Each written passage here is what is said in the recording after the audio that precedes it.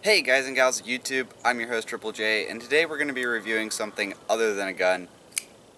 This is what we're going to be taking a look at. I'll see you inside the video.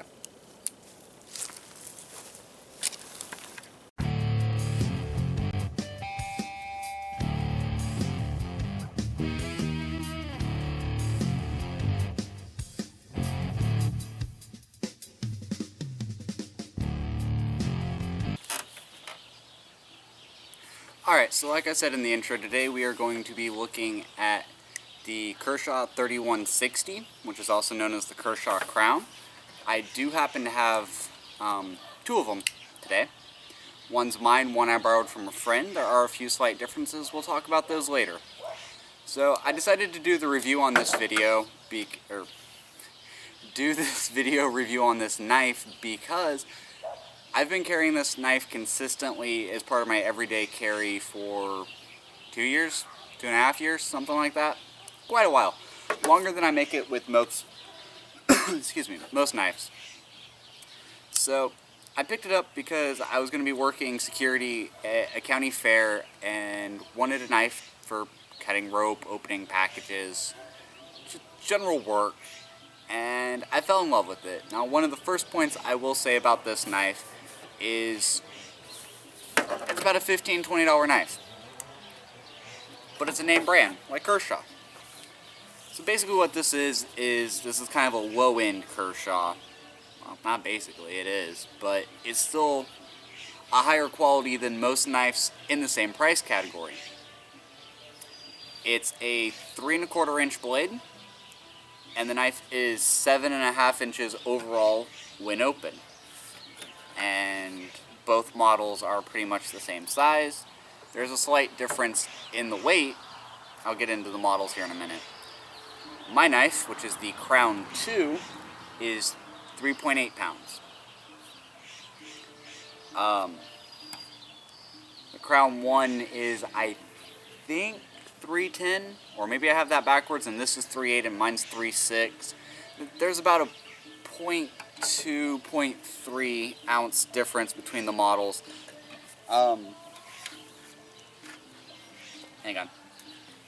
I actually wrote down a little cheat sheet because one of the things I wanted to talk about is the steel the blade's made out of. You know, there's tool steel, there's hardened steel, carbon steel, stainless. It is not a stainless steel blade. It is a form of tool steel, or tool steel equivalent. It is an 8CR13 MOV. You can see why I wrote that down on a cheat sheet. It's not necessarily the easiest thing in the world to remember. The ergonomics are very comfortable. Hopefully my second camera I have set up is picking up the handle on these. But they have this very gradual curve to the handle on both top and bottom, and it kind of flares a little bit at the back. It has a very comfortable fit in the hand. It does not have the ridging here on the top back of the blade, right where it meets the handle for your thumb. But I find if you use the thumb studs as a reference, it still works. It also works in kind of a reverse grip for doing pull cuts, although I still prefer to do a push, but teach their own. The handle panels, or scales as they're called, are a form of composite known as micarta. I think I pronounced that right. And they are prone to scraping and chipping, as you will hopefully be able to see here on mine, if that camera's picking up. Maybe you guys can see it on this one. Now, the other way you can tell this is my everyday carry is it's not pristine and pretty. My friend's, she's never carried. She's only used it a handful of times. There's no scratches on the blade. There's a little bit of scratching on the polished steel on the handle, but her handle skills are still in pretty good shape. Now, the pocket clip on mine, hopefully this will pick up on the camera here. You see how it's kind of wiggles side to side and it's not flush with the handle? don't know if you guys are going to be able to see that on the main camera, but I'll try. But it still works. I kind of have to rebend it every once in a while. It got damaged while I was carrying it, so it doesn't quite hold as tight in my pocket, so I've had to modify where I carry it, but it does still work. The one downside to the pocket clip is it's not reversible to the other side, so it's not an ambidextrous. And you can't flip it from the back to the top to, you know, go from carrying it like this to carrying it like this, which I would prefer. The thumb stud on the side of the blade, it's not the most comfortable, it's not the most pronounced, but it definitely gets the job done. The tension on the blade is adjustable. It takes a star bit, I believe. I don't remember the number, I have one in the house. So you can adjust how much stiffness is on the blade. Mine's a little dirty. I need to clean it again. Yeah, okay, mine's a lot dirty. So, ambidextrous thumb stud. Opens pretty easy. Minimal wrist. I can do it almost with just, I'll hold it horizontal, with just the thumb. My friend's is still factory stiffness. I loosen mine a little bit. And it doesn't quite go all the way with just the thumb. Not that time it did. I'll try to show it to this camera, although that's a really unnatural. You kind of have a hard time getting completely behind the thumb stud, but it's doable. It does not have a finger tab. It is not a torsion assisted or spring assisted. It is just a basic linear lock design. But I will admit, for being I paid $17 for mine, this has been one of the best inexpensive knives I've owned in a long time. I would highly recommend this knife to anybody.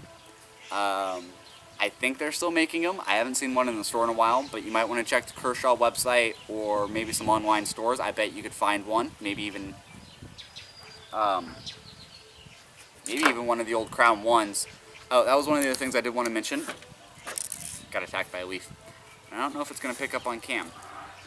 But if you look just ever so closely, this is the Crown 1 here on top. This is my Crown 2 here on the bottom.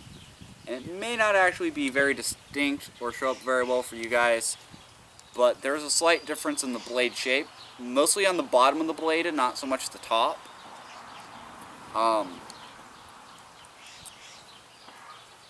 Mine, the Crown 2, that is, kind of has this gradual taper to the blade. You know, it kind of comes up, and where it starts to round, it's a very subtle round. It's kind of just barely curved. Whereas the Crown 1s have this kind of hefty, I don't know how to explain it, but there is just a ever so slight difference in the blade. I prefer my blade shape. I prefer a long, narrow blade versus a short, stubby one. See if I can. I'm hoping, again, this is the Crown 1 on top and the Crown 2 on bottom. Maybe those will pick up in the other camera. I don't really remember where it's focused. I've probably been holding things too far forward. So, I really didn't know what else I wanted to say. I was going to bring something out to do a cutting test, and I forgot. But that really, a cutting test is dependent on how you sharpen your blade. It does hold an edge fairly well. I do have to resharpen it fairly frequently, but mine does see heavy use, so that's probably part of it. It is prone to chipping, depending on what you're doing with it. I can't say prone to chipping. It will chip if you're not careful with it. If you cut something too hard, cut wrong, drop it, obviously.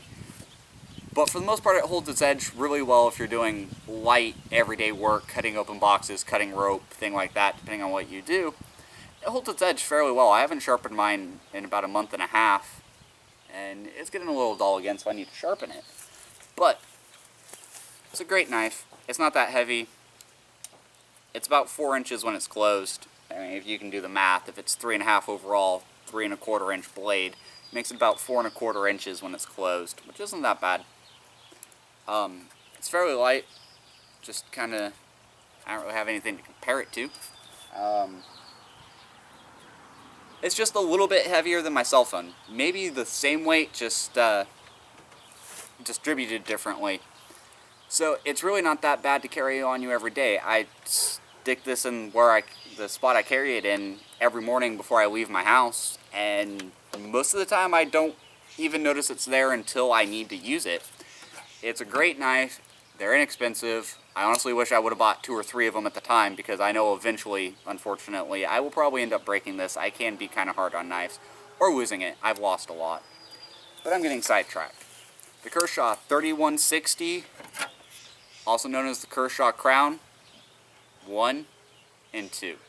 A great, inexpensive, entry-level, but slightly high-quality knife. Good bang for your buck. Good dependent carry knife. Throw it in your range bag. Do whatever you want with it. I've been your host, Triple J. I hope you guys found this video helpful or educational. I know it's probably not the most involved knife review on YouTube, but I'm glad you took the time to watch it. Please leave me a thumbs up, a like, share this video if you know somebody that might be interested in this knife or is looking at buying it, or if you just want your friends to see it. And as always, please subscribe to the channel for more videos, and I will see you in the next one. Take care. Okay, so this was kind of a last minute thought. I decided to do some extreme close-ups on the knives. After reviewing the first footage, I noticed you couldn't really see the damage to the handle scale. This is my Crown 2. You can see what I mean about it getting chipped. And if we compare that to my friend's Crown 1, which the model number doesn't make a difference, but just kind of put it in perspective what I was talking about in the video. You can see how theirs is still smooth, whereas mine has this scraping. And let me close the blade. You can really see what I mean. I actually went in and rebent my pocket clip, but you can see that kind of give that mine has compared to theirs. Don't mind the cat and the chicken that's probably about to balk at me. So I just kind of wanted to give you guys a close-up on that. Some scraping compared to theirs, which has minimal scraping. I also have damage to my blade, to which they don't. And maybe if I can line this up right.